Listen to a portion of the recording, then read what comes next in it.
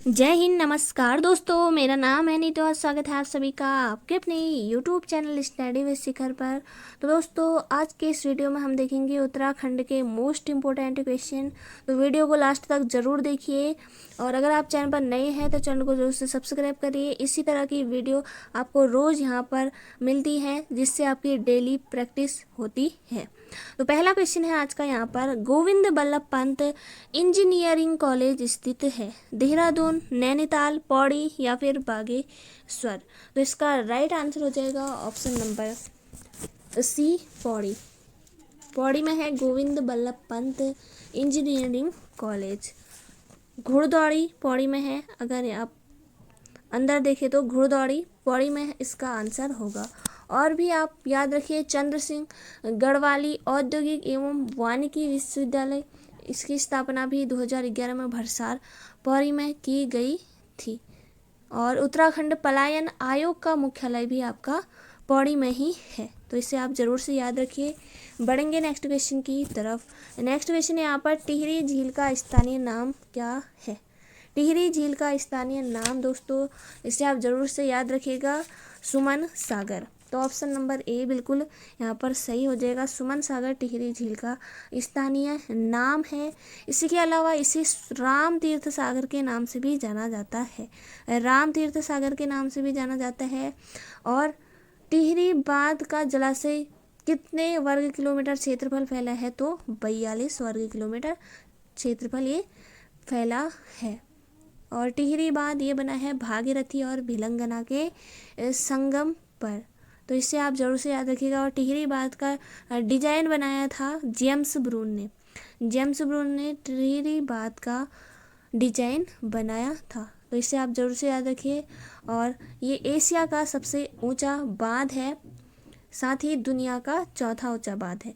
तो इसकी ऊंचाई है 260.5 metre.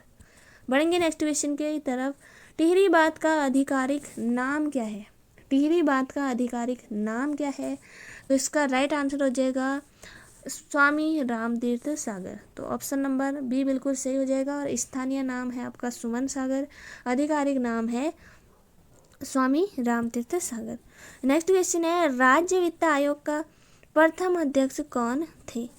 Are K Dar, N P Nawani, R S Tolia या फिर इनमें से कोई नहीं।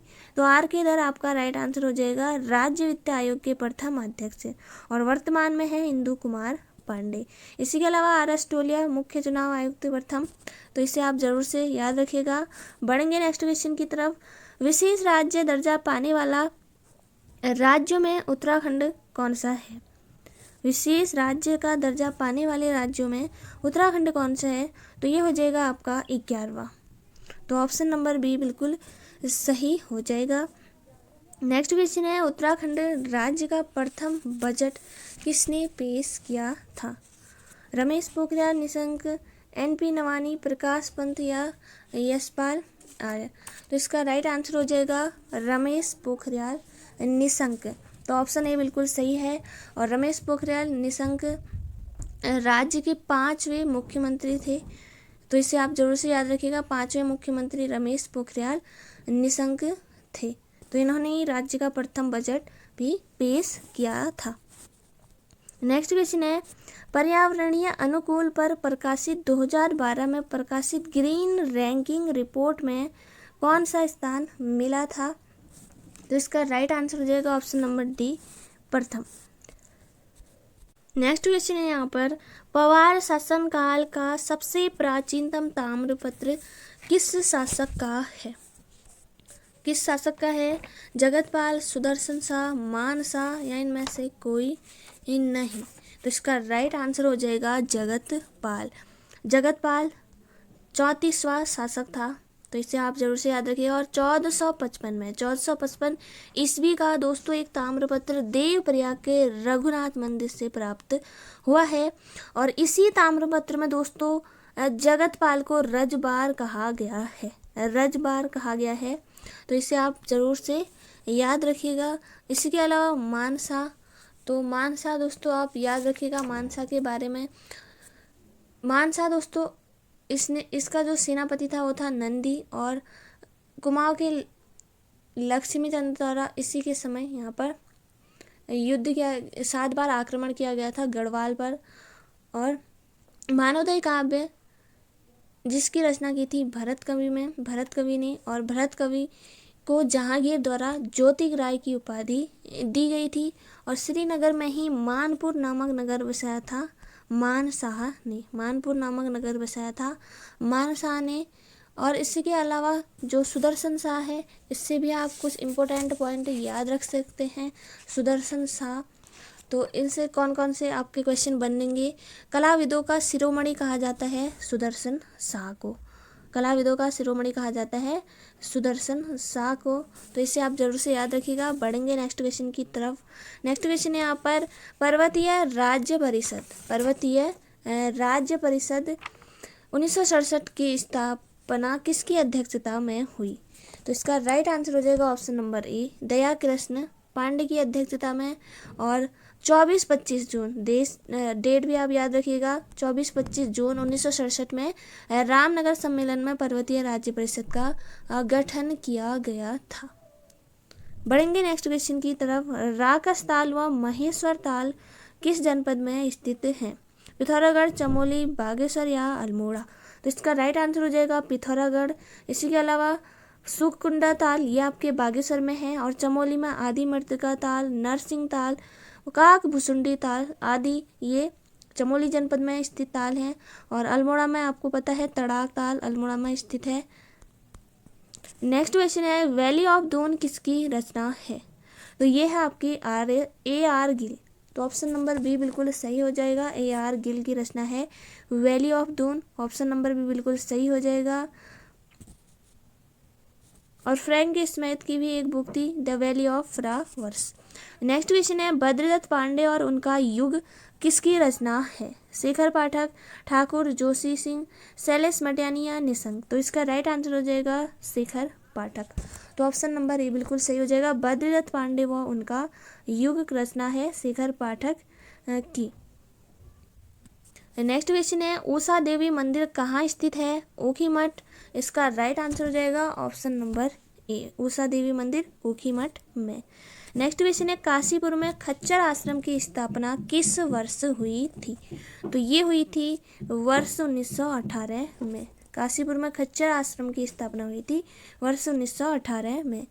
अगला क्वेश्चन है यहाँ पर गढ़वाली तुम्हें क्या हो गया है किस कांड का वाक्य है। गढ़वाली तुम्हें क्या हो गया है किस कांड का वाक्य है।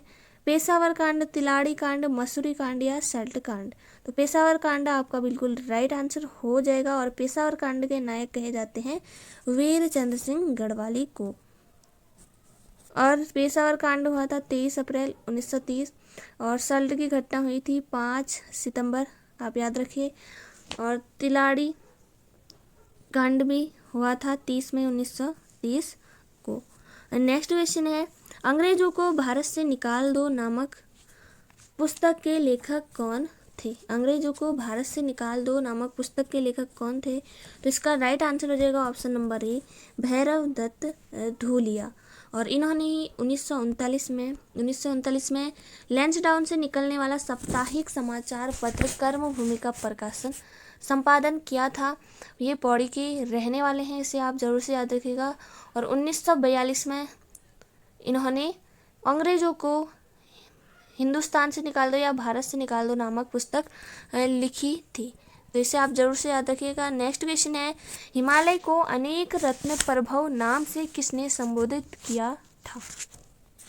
तो इसका राइट आंसर हो जाएगा कालिदास ने। हिमालय को अनेक रत्न प्रभव नाम से संबोधित किया था कालिदास ने। बढ़ेंगे नेक्स्ट क्वेश्चन की तरफ। तो नेक्स्ट क्वेश्चन है यहाँ पर किस व्यक्ति के प्रयासों से पिथौरागढ़ में कामाख्या देवी मंदिर की स्थापना हुई थी। तो इसका राइट आंसर हो जाएगा मदन मोहन शर्मा। ऑप्शन नंबर ए बिल्कुल सही हो जाएगा। नेक्स्ट क्वेश्चन है राज्य के किस कवि की तुलना जॉन कीट्स से के साथ की जाती है। शैलेश मंडियानी, चंद्रकुंवर बरतवाल, गुमानी पांथी या इलाचंद्र जोशी। तो इसका राइट आंसर हो जाएगा चंद्रकुंवर बरतवाल की तुलना की जाती है जॉन कीट्स के साथ। नेक्स्ट क्वेश्चन है तुम चुप क्यों रहे केदार नामक पुस्तक के लेखक कौन थे। तो इसका राइट आंसर हो जाएगा हृदयेश जोशी। ऑप्शन नंबर ए बिल्कुल सही हो जाएगा। बहुत ही इंपॉर्टेंट क्वेश्चन है। नेक्स्ट क्वेश्चन है, उत्तराखंड में किसान रत्न योजना की शुरुआत कब हुई थी? किसान रत्न योजना की शुरुआत कब हुई थी? तो ये हुई थी दोस्तों वर्ष 2010 में। ऑप्शन नंबर ए बिल्कुल सही हो जाएगा। नेक्स्ट क्वेश्चन है, राज्य में एसडीआरएफ का गठन किस वर्ष हुआ था? एसडीआरएफ का गठन किस वर्ष हुआ था? तो ये हुआ था 12 जुलाई 2013 को। ऑप्शन नंबर ए बिल्कुल सही हो जाएगा। बढ़ेंगे नेक्स्ट क्वेश्चन की तरफ। रामगंगा पूर्वी व सरयू नदी का संगम पर स्थित है। रामेश्वर घाट, द्वाराहाट, ऋषिकेश या त्रिवेणी घाट? तो इसका राइट आंसर हो जाएगा रामेश्वर में संगम होता है। रामगंगा पूर्वी और सरयू का संगम रामेश्वर पर होता है। और सरयू को कुमाऊं की सबसे पवित्र नदी कहा जाता है। और काली नदी को सर्वाधिक जल देने वाली नदी भी है आपकी सरयू। और काली की सहायक हैं ये सभी, सरयू, कुटियांगटी, रामगंगा पूर्वी और पूर्वी धौलीगंगा, ये सभी आपकी काली नदी की सहायक हैं। नेक्स्ट क्वेश्चन है, उत्तराखंड में आठू, कलाई व सारा क्या है? नृत्य, प्रमुख त्योहार, फसल का नाम या फिर लोकगीत? तो ये हो जाएंगे आपके प्रमुख त्योहार, आठू, कलाई व सारा। नेक्स्ट क्वेश्चन है, मंगलेश डबराल का जन्म स्थान कौन सा जनपद है? मंगलेश डबराल का जन्म दोस्तों हुआ था 16 मई 1948 को। 16 मई 1948 को मंगलेश डबराल का जन्म हुआ था। तो इसे आप जरूर से याद रखिएगा। और इनका संबंध किस जिले से है? तो टिहरी से। नेक्स्ट क्वेश्चन है, इंद्रमणि बड़ौनी जी का जन्म कब हुआ था? तो ये हुआ था option number D 1924। Next question है, गढ़वाल का कौन सा गढ़ भोटिया जाति से संबंधित है? गढ़तांगगढ़, लंगूरगढ़, क्योलीगढ़ या इनमें से कोई नहीं? तो गढ़तांगगढ़ ये गढ़ आपका भोटिया जाति से संबंधित है। तो ऑप्शन नंबर ए बिल्कुल सही हो जाएगा। नेक्स्ट क्वेश्चन है, मंदाकिनी व गोरखा किस नदी की सहायक नदियां हैं? मोस्ट इंपोर्टेंट क्वेश्चन है। गौरी गंगा, मंदाकिनी की या फिर उपरोक्त दोनों या इनमें से कोई नहीं? तो इसका राइट आंसर हो जाएगा गौरी गंगा की सहायक नदियां हैं मंदाकिनी या गोरखा। तो ऑप्शन नंबर ए बिल्कुल सही हो जाएगा। और गौरी गंगा और काली नदी का संगम होता है जौलजीबी नामक स्थान पर।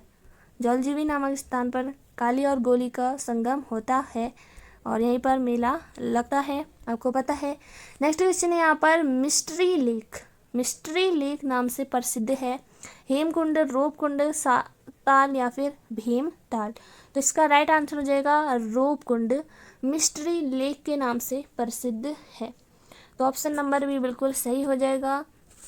या रहस्यमयी ताल रूपकुंड को ही कहा जाता है। कंकाली ताल ये भी आपके रूपकुंड को ही कहा जाता है। नेक्स्ट क्वेश्चन है, गोरा पड़ाव नामक स्थान कहाँ स्थित है? गोरा पड़ाव नामक स्थान कहाँ स्थित है? तो ये स्थित है आपके हल्द्वानी में।